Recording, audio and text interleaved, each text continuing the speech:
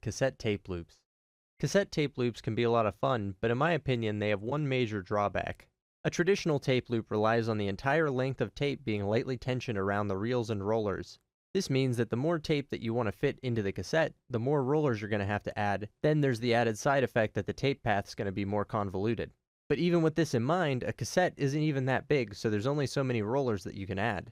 I'm probably going to butcher the pronunciation, but the loop in this Smithy 7 roller is only about 12.7 seconds long, and if you're just using the stock hardware, this David Chandler loop is only about 8 seconds long. I first read about these loops and several others in an article by Martin DeFat on gorilladigital.cc. I'll have a link to it in the description. I was surprised that it seemed like the maximum length of a cassette tape loop really wasn't that long. My main reason for delving into tape loops in the first place was to create one for a cassette tape delay machine that I built, so it really didn't matter the length of tape that I was using since it was being constantly erased. But I had tape delay machines on the mind, and I got to thinking about the roll and space echo in the tape loop it uses. Under the hood, the roll and space echo has a large loop of tape that just spills into an area that contains it. Only a small portion of the tape is under tension where it passes by the heads and a few rollers. The rest of the tape flows freely, snaking along in an almost organic way. It's wild to me that this setup even works and that the tape doesn't get tangled up. The Space Echo may not use 3.8mm tape, but why wouldn't this concept work in a cassette? Well, I'm happy to report that it does. To my surprise, it works pretty well. As you can see, much like the Space Echo, only the short length of tape passing by the heads is under tension. The rest of the tape flows freely out past the reel, creating a beautiful mess inside the cassette. Without a bunch of rollers guiding the tape, you can make the loop as short or as long as you want.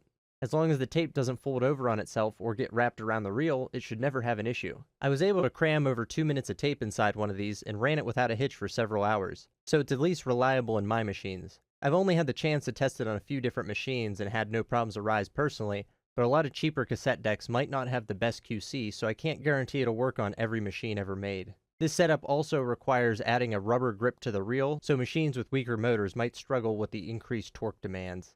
My current design works as intended, but the design process definitely was iterative. It took a good number of revisions to make it reliable. I'd adjust one component, a new problem would arise, then I'd tweak something else, and then order rubber bands from Australia. It was a lot of chasing my tail for something that I thought would be relatively straightforward, but it got there in the end. I'm going to be releasing the STL files for anyone who wants to 3D print the parts and build one of these, or even expand on the concept. I'm sure there's plenty more that could be done with this idea. Originally, I planned to just release the files for people to try out, but due to popular demand from the few videos I made teasing this tape loop, I'm also putting together a limited number of these and selling them for anyone who doesn't have a 3D printer or doesn't feel like dealing with splicing tape. Although this design makes splicing very easy since you don't have to measure a specific length like you do with a typical tape loop. If you want to build one yourself, all you need is a cassette, preferably one held together with screws, a 1/4-inch wide rubber band, some cyanoacrylate superglue, and the 3 3D printed components. I recommend printing the small wheel with a maximum layer height of 0.15mm. The other two components can be printed with larger layer heights, but since the parts don't take that long to print, there's not much reason for it. Once you've got your supplies together, open up your cassette and start by disconnecting the tape leader from one of the reels. It doesn't matter too much, but I prefer to completely remove the tape leader with a flathead screwdriver. You can also just cut it flush with the surface of the reel. We're going to be gluing on the rubber band now, but it's very important that it's as centered and as straight as possible on the reel. Your reel is probably slightly wider than the rubber band, so this can be a little tricky. Any waviness or imperfections could cause the tape to track off of the reel and get caught, so you got to be careful here. Fortunately, every cassette has 2 reels, so you get 2 chances, but if you mess up the first reel, you're going to have to manually unspool the other one, so keep that in mind. Cut your rubber band as perpendicular as possible, then attach it to your reel with a dab of superglue. Apply pressure and give it a few seconds to set, being careful not to accidentally glue your finger to it as well. Once your rubber band is in place, add another dab of glue a few millimeters away and continue wrapping it around the reel. If you take your time and work a few millimeters at a time, it shouldn't be too difficult to keep everything straight. When the rubber band is wrapped all the way around, cut off the excess, matching the ends as closely as possible to avoid bumps or divot where the tape will be touching. Clean up any crusty glue with a razor blade or by rubbing the rubber on paper. This tape loop needs the extra grip on the reel as well as the 3D printed idler wheel to maintain tension and prevent the tape from bunching up between the reel and the capstan. Now that we have the reel prepared, set it aside and focus on the 3D printed parts. The idler wheel should be ready to use right off the build plate, but the other 2 parts need the support material removed. I designed these parts with cutouts to fit various cassette shells. Different brands have different moldings and different spots, so I did my best to be accommodating. I only had a few dozen cassettes to reference, so the parts might not fit in every cassette ever made, but they should work in at least a lot of them. The overhangs are simple, so you should be able to make quick work of removing the supports. Depending on your material and machine, it might be a good idea to give the parts a quick lick with a lighter to remove any stringing. You don't want any stray plastic fibers getting stuck to your heads or pinch roller. With that taken care of, it's as simple as dropping the parts onto the little plastic posts in the cassette.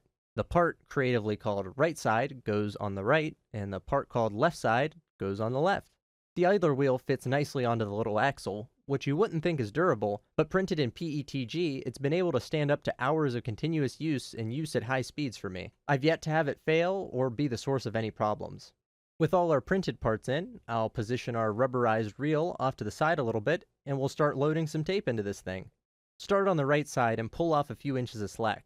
You can reuse the reel of tape you salvaged from your cassette if you still have it handy. Thread your tape between the first roller and the printed part. The two should be close but not touching. Once you're through, put a finger on top of where you've threaded the tape through and continue threading it through the gap in the printed part above it. This is one of those spots you need to make sure there's no stringing on the part. Once you're through, you can go ahead and make sure the tape is sitting in the groove on the idler wheel, and we can get our rubberized reel into place. When it's in the right spot, the tape should be sitting nicely between the idler and the reel without sliding out. Carefully pull out a bit more tape and thread it around the guide and the roller on the left side. Make sure the path of the tape is above the hole on the left side that's meant for the reel. If you have the tape below, you might be able to cram a bit more tape inside it, but eventually the tape will be forced through it and potentially fold over on itself. Once the tape is completely fed through and coming out the other side, you can close the cassette and put your screws back in if you have them. Now that the tape path has been defined, you can start turning the right reel counterclockwise, and magically the tape will start filling the inside of the cassette. I don't have a Bic crystal, but this part of a Pilot G2 works just fine. You could load in 5 seconds, or 30 seconds, or a minute 12. I've tested up to over 2 minutes without any issues, but it should be able to handle more. Once you've fed your desired length into the cassette, go ahead and cut both ends perpendicular and splice them together. I'm using this 3D printable splicing jig by Radiofan, which is actually really handy. I'll leave a link to it in the description, but you could also just do it the old-fashioned way. Once I'm done with the splice, I like to manually turn the reel and cycle the tape a few times to make sure the tape isn't pinched anywhere and that everything's working as it should. If everything looks good, it's time to test it in your cassette deck.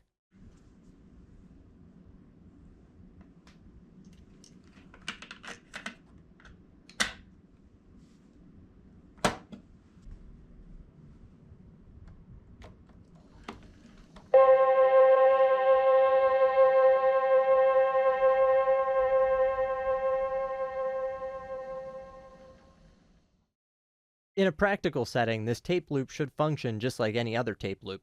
It just happens to be longer than your typical tape loop. I'm looking forward to seeing if anyone has any uses for such a monstrosity of a tape loop, since like I said, I pretty much did all of this because it looks cool. I've essentially made the world's most budget Roland Space Echo knockoff.